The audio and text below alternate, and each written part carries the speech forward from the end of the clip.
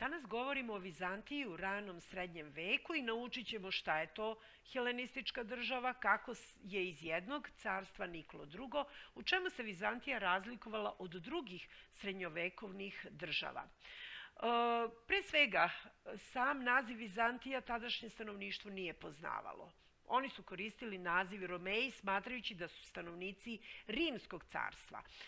Rimsko carstvo se podelilo na dva dela 395. godine jer nisu više mogli da kontrolišu oba dela carstva iz jednog centra, iz Rima. A car Konstantin je 330. godine, znači pre nego što je ono uopšte podeljeno, je sagradio grad Konstantinopolj smatrajući da je to mnogo sigurnije mesto za život nego Rim, koji je neprekidno trpeo napade raznih varvara koji su dolazili, pljačkali i odlazili, a potom se kasnije i trajno naselili. Evo kako je posle pada Zapadnog rimskog carstva izgledala Evropa. Umesto Zapadnog rimskog carstva nastalo je mnogo novih feudalnih država, a Istočno rimsko carstvo je opstalo.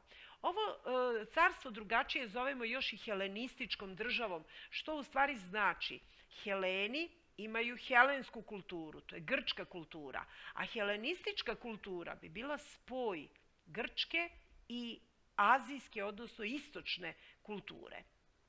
Car Konstantin, dakle, je sagradio novi grad koji je otprilike ovako izgleda. Ovo je rekonstrukcija tog grada kako je najverovatnije u srednjem veku izgledao. Grad se sa tri strane nalazio na vodi, a četvrtom stranom se oslanjao na kopno. Evo plana tog grada.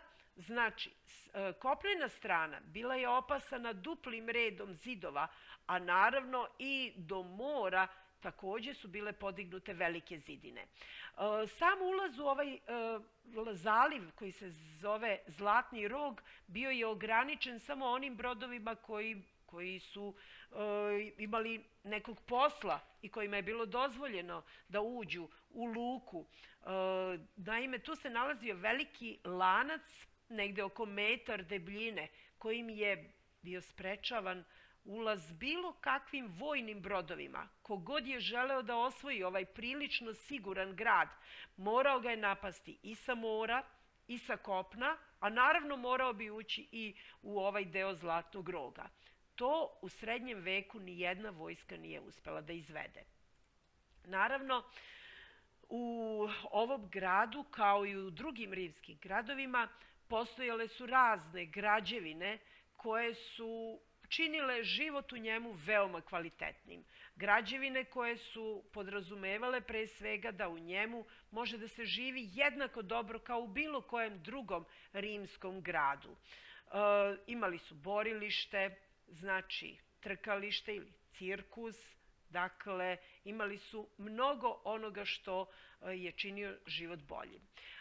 U VI. Veku car Justinijan je bio jedan od najmoćnijih vladara tadašnjeg sveta. Bio je vrlo obrazovan čovek, kažu najobrazovaniji u tadašnje vreme, a on je ujedno smatrao da treba da kao naslednik Rimskog carstva obnovi i osvoji zapadne delove Rimskog carstva. I evo šta je on uradio.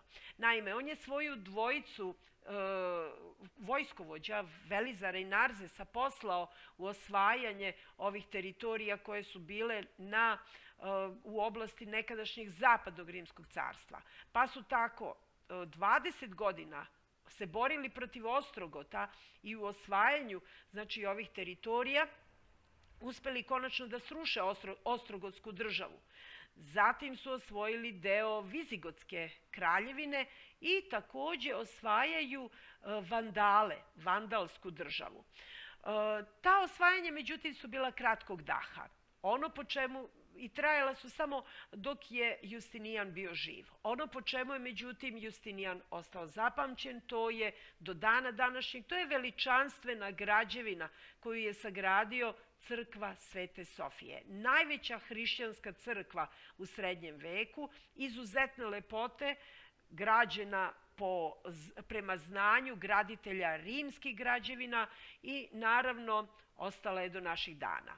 Kada su Turci osvojili Vizantiju u 15. veku, sa pojavom naravno vatrenog oružja, oni su ovu građevinu pretvorili u džamiju, a potom, tokom 20. veka, to je Sveta Sofija danas, a po čemu prepoznajemo da je džamija? Po ovim visokim minaretima koji se oko nje nalaze, da bi u tokom 20. veka ova građevina bila muzej, a danas je opet pretvorena u džamiju.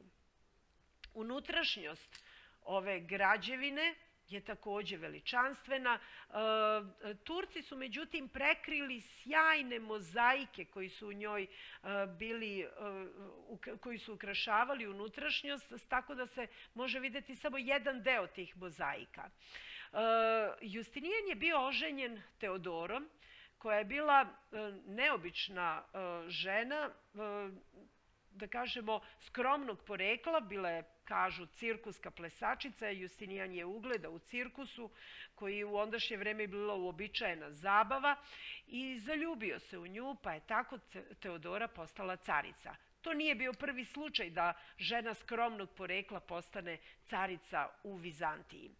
Justinijan će ostati takođe poznati po tome što je sakupio čitavu ekipu pravnika na čijem čelu se nalazio Tribonijan, i po ugledu na rimsko pravo je nastao jedan opsežan dokument poznat kao Justinijanov kodeks. Kodeks znači zakon. Ovaj zakon će biti osnova za i model, da kažemo, za mnoge nove narode koji su stvorili svoje države, pa između ostalog i za Srbe. Justinijanov zakonik bio je uzor za, recimo, Dušanov zakonik takođe. U 7. veku ponovo, naravno, one teritorije koje je Justinijan osvojio su se vratile u okrilje nekih drugih država, a car Iraklije je rešio da zaštiti državu koja je stalno trpela neke napade sa raznih strana, i sa istoka i sa severa, sa Balkana, tako što će napraviti vojsku. Ta vojska je podrazumevala da napravi jednu opsežnu reformu države, gde je cela teritorija države bila podeljena na oblasti, takozvane teme, vojne oblasti, u kojima su seljaci dobijali zemlju pod uslovom da u vreme ratova ostave zemlju porodici i u obavezi su da ratuju. To, međutim, je potrajalo u 7. veku. Kasnije, međutim, seljaci više nisu želeli da idu u ratove, pa su postajali kmetovi. Pa će vremenom i Vizantija dobijati obličje, da kažemo, feudalne države.